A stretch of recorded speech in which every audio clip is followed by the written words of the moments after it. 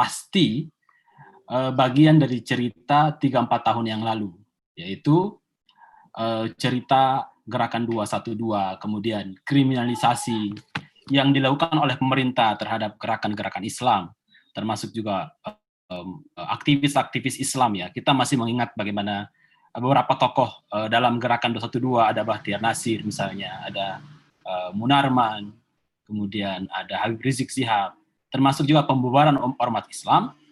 Semua itu dilakukan atas nama Pancasila gitu. Bahkan pada saat rame-ramenya Gerakan 212, kita melihat di TV misalnya gitu. Kita belum lupa di TV bagaimana tiba-tiba ada seruan, ada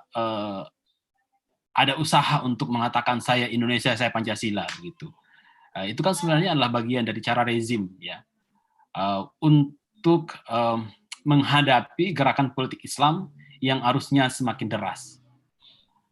Saya melihatnya dalam konteks itu sebenarnya. Jadi ternyata dan konteks sekarang pun RUU HIP ini sebenarnya, walaupun kalau kita baca di naskah akademiknya, termasuk juga di RUU itu sendiri, walaupun dikatakan itu untuk mengembalikan Pancasila sesuai dengan jalurnya, kemudian karena ada ancaman ideologi transnasional, baik itu dari sisi keagamaan ataupun dari kapitalisme.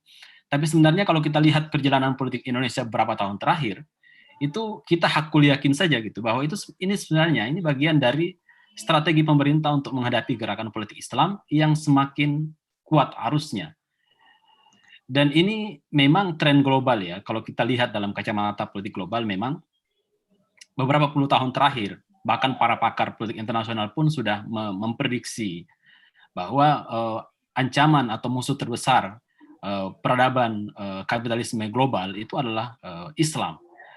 Makanya beberapa dekade terakhir ini kita bisa melihat muncul kesadaran, bukan hanya kesadaran berislam secara ritual oleh masyarakat, akan tapi kesadaran Islam itu juga sampai ke isu-isu kebudayaan, bahkan sampai sekarang politik gitu. Salah satu misalnya kita bisa lihat dalam Arab Spring ya. Arab Spring itu betul-betul seruannya adalah seruan Islam, kita lihat. Dan sampai sekarang itu masuk ke Indonesia gitu. Dan mungkin sekarang kita bisa mengatakan yang terjadi di Timur Tengah itu bukan hanya Arab Spring, tapi juga Islam Spring atau Muslim Spring gitu. Dan itu ternyata mengglobal bahkan sampai ke Indonesia. Namun yang terjadi adalah karena sekarang kita berada di peradaban sekuler, sehingga doktrin peradaban sekuler itu kan bahwa agama itu adalah ancaman terhadap peradaban modern. Nah, sehingga negara-negara modern ketika berhadapan dengan gerakan-gerakan keagamaan, khususnya gerakan politik Islam sekarang, maka mereka menjadi kaget gitu. Istilahnya itu mereka gagap, mereka tidak bisa berhadapan dengan cara yang rasional. Makanya kebanyakan kita lihat respon negara terhadap gerakan-gerakan politik Islam itu pasti konfrontatif. Dan itu juga yang dialami oleh Indonesia sekarang. Mereka konfrontatif. Dan apakah itu akan berhasil membuat gerakan politik Islam itu menjadi hilang? Nah, ternyata tren survei itu tidak seperti itu. Kemarin dalam diskusi Wasatiyah, yang kita bisa lihat online itu di NU Channel, itu salah satu direktur survei, kalau tidak salah Arus Survei, dia mengatakan bahwa dukungan masyarakat, khususnya kaum milenial, terhadap gerakan politik Islam, khususnya gerakan pro-khilafah di sana. Dan bahkan ada penurunan tingkat pengakuan masyarakat terhadap ke-NU-an gitu. Jadi kalau katanya beberapa tahun terakhir itu, orang yang disurvei mengaku NU itu 50%, nah sekarang itu 40%. Gitu. Kalau tahun-tahun kemarin, orang yang disurvei yang pro-khilafah itu 0,3%, tahun lalu, sekarang 0,4%, naik 0,1%. Belum lagi survei beberapa tahun lalu misalnya, bahwa ada kecenderungan mahasiswa di kampus itu ternyata pro terhadap Islam. Belum lagi survei global oleh Pew Research Center misalnya, beberapa tahun lalu gitu. Yang semua mengindikasikan bahwa ada peningkatan kesadaran berislam atau politik Islam di masyarakat.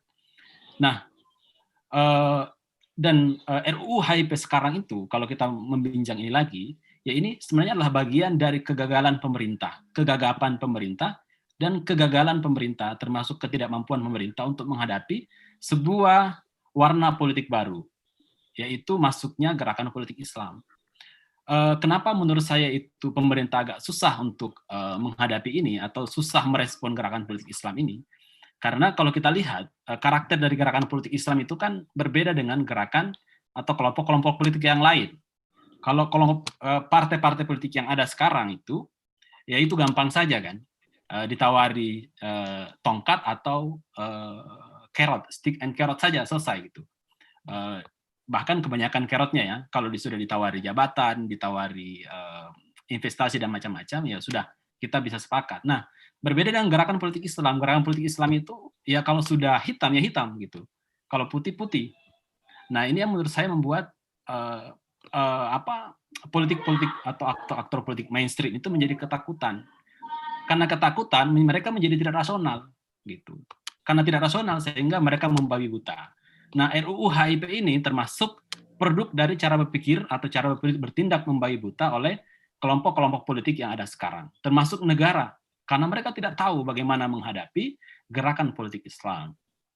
Nah, sehingga RUU HIP ini dibuat dan kita bisa lihat dampaknya, hasilnya, ya semua kalangan, semua kelompok, akademisi, termasuk pakar Pancasila sendiri itu mengatakan, bahkan Yudi Latif sendiri sebagai mantan ketua BPIP, mantan ketua atau Dewan Pengawas ya, itu mengatakan RUU HIP ini itu adalah produk yang gagal, isinya semua tidak rasional dan tidak ilmiah gitu.